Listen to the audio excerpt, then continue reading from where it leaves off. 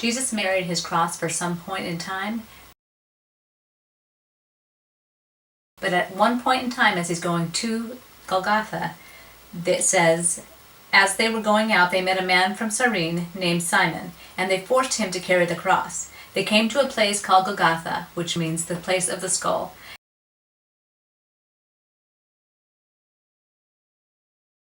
There they offered Jesus wine to drink mixed with gall, but after tasting it, he refused to drink it. When they had crucified him, they divided up his clothing by casting lots, and sitting down, they kept watch over him there. When they divided up his clothing, they actually fulfilled prophecy in the Old Testament.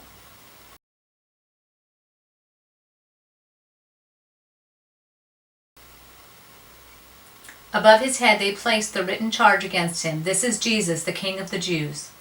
2 robbers were crucified with him, one on his right and one on his left.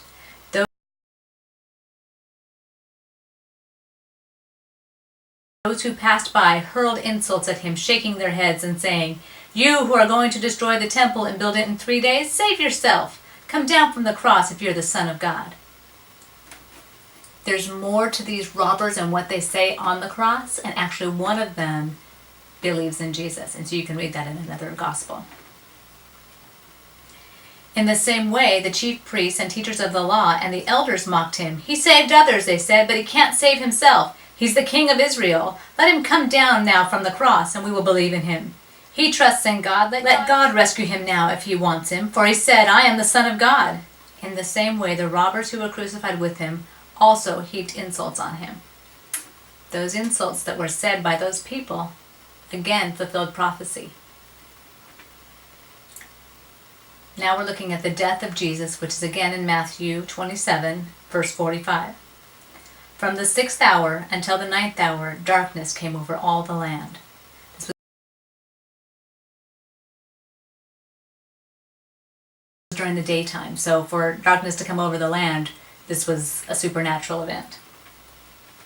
About the 9th hour, Jesus cried out in a loud voice, "Eloi, Eloi, lama sabachthani," which means, my God, why have you forsaken me?"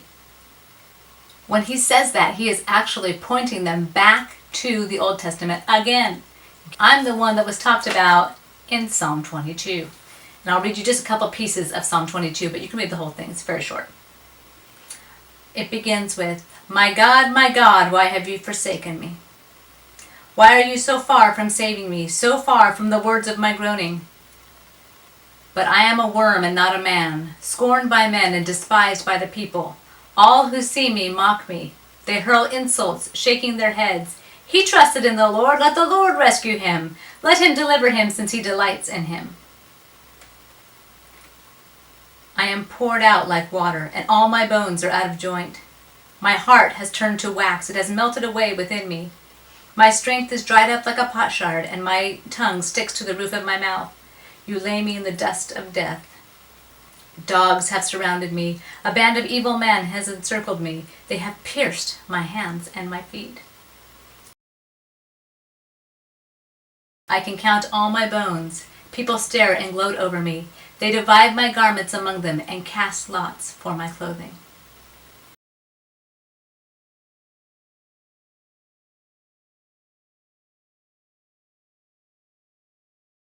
When some of those standing there heard this, they said, "He's calling Elijah." Immediately one of them ran and got a sponge. He filled it with wine vinegar and put it on a stick and offered it to Jesus to drink. The rest said, "Now leave him alone. Let's see if Elijah comes to save him."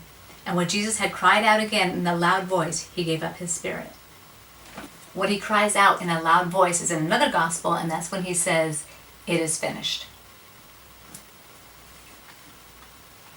At that moment, the curtain of the temple was torn in two from the top to the bottom.